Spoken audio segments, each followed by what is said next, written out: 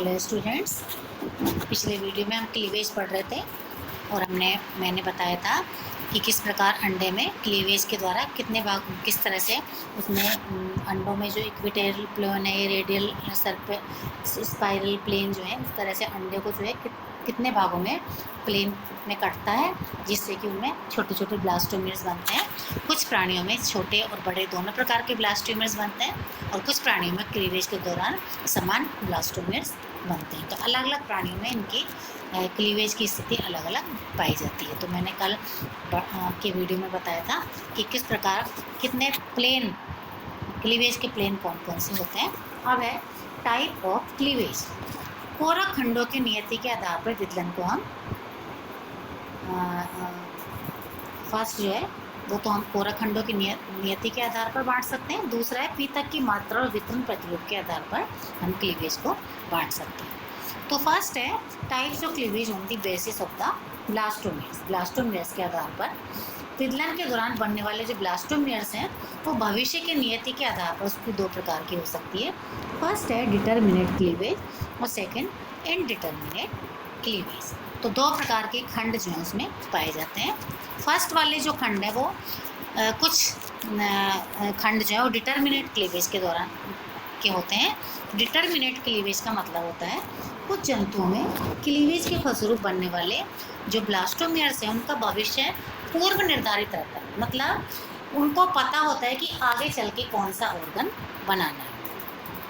परिवर्तन के दौरान कौन सा ब्लास्टोमियर भ्रूण के किस भाग का निर्माण करेगा, ये जो है पहले से ही उनको पता रहता है। अर्थात क्लीवेज के दौरान बनने वाले कोरक खंडों का स्थान व भविष्य निश्चित रहता है। यदि विकसित हो रहे भ्रूण में से किसी विशिष्ट ब्लास्टोमियर को हटा दिया जाए तो उससे संरचना विशेष का निर्माण नहीं होगा। यानी कि जैसे हम जो आँख का निर्माण करता है उस ब्लास्टोमियर्स को हम हटा दें तो आँख का निर्माण नहीं होगा, क्योंकि उस ब्लास्टोमियर्स का पहले से ही पता है कि वो आँख का निर्माण करेगा, जिसका निर्माण उस हटाए गए कोरक खंड से होना था। इस प्रकार की विदलन को हम डिटर्मिनेट क्लीवेज कहते हैं तथा इस प्रकार की विदलन के परिणाम स्वरूप मोज़ेक प्रकार के ब्लास्टुला का निर्माण होता है। और इस तरह का विदलन निमेटोड्स, एनालिड्स, मोलस्क तथा ट्यूनिकेट्स में पाया जाता है।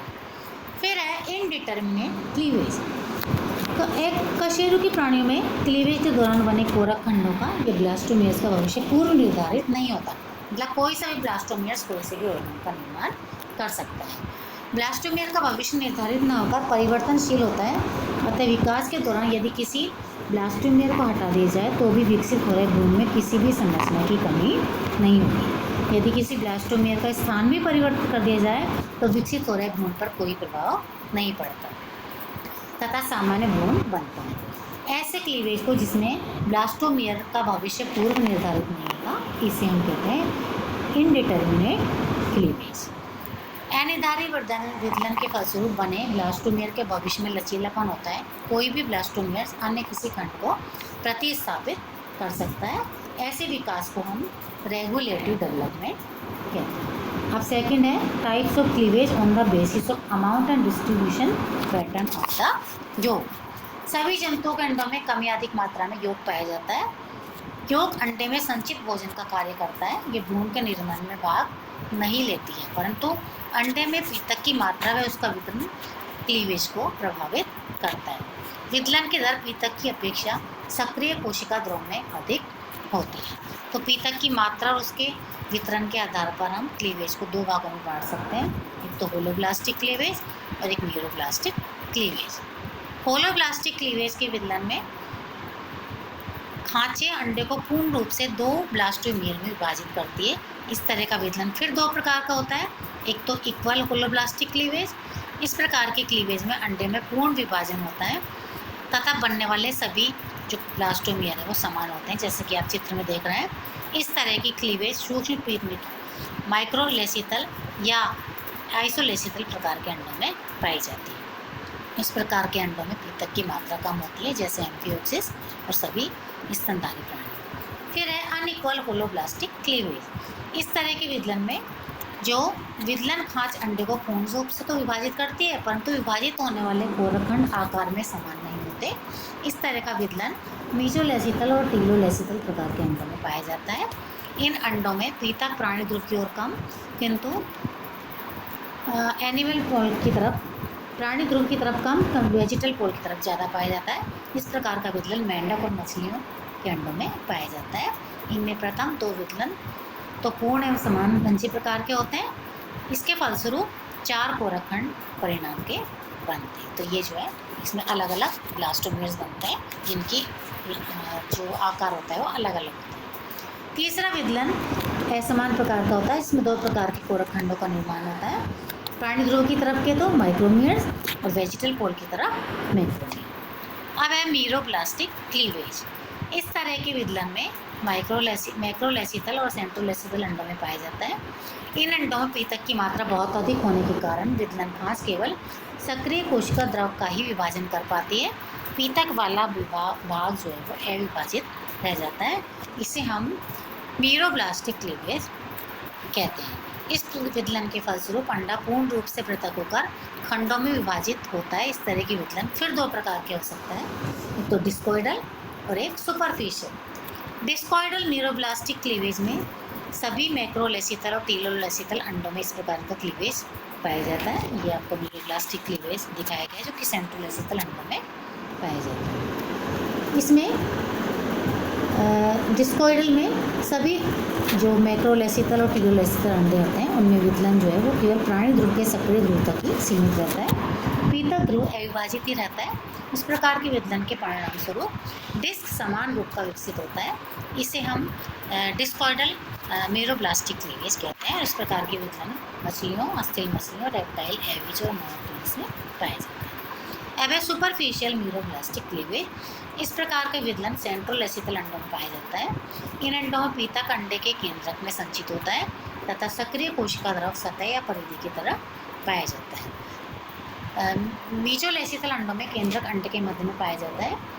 विदलन के फलस्वरूप केंद्रक का तो विभाजन हो जाता है, परंतु कोशिका द्रव अविभाजित रह जाता है। इसके परिणाम स्वरूप कई केंद्रों का निर्माण हो जाता है तथा ये केंद्रक अविभाजित सतही कोशिका द्रव में आकर एकत्रित हो जाते हैं और एक सिनिस्टल संरचना का निर्माण करते हैं।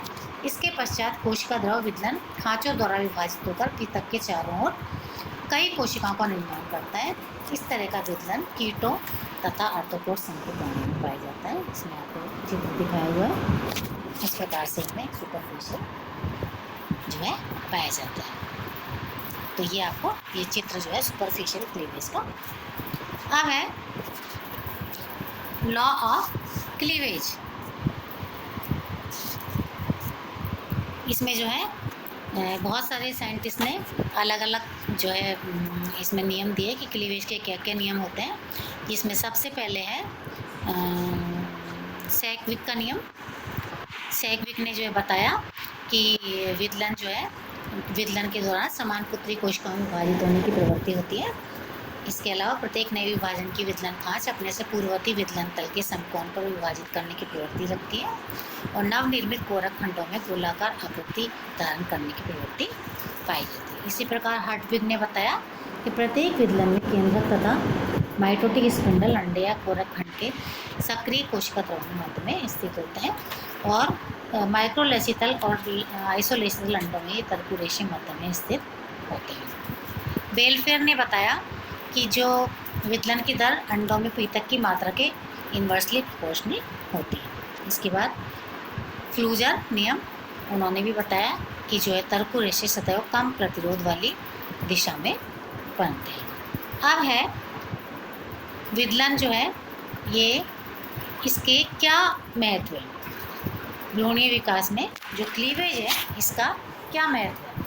तो भ्रूणीय विकास में विदलन एक महत्वपूर्ण क्रिया है जिसके फलस्वरूप एक कोशिकीय अंडा बहुकोशीय मॉड्यूला में, मतलब एक कोशिकीय अंडा होता है जो क्लीवेज के दौरान बहुकोशीय मॉड्यूला में विकसित हो जाता है।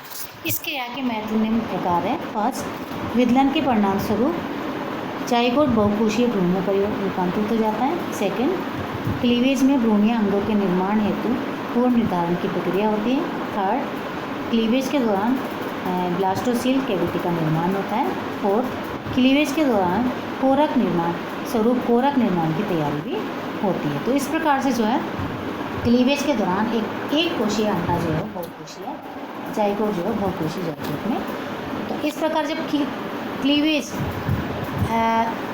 ख़त्म हो जाता है, जब क्लीवेज जो है वो जब क्लीवेज की प्रोसेस जो है ख़त्म हो जाता है, तो उसके बाद एक बहुकोशीय संरचना का निर्माण होता है जिसे हम ब्लास्टुला कहते हैं। और ब्लास्टुला जो है इसको हम पढ़ेंगे अगले वीडियो। Thank you.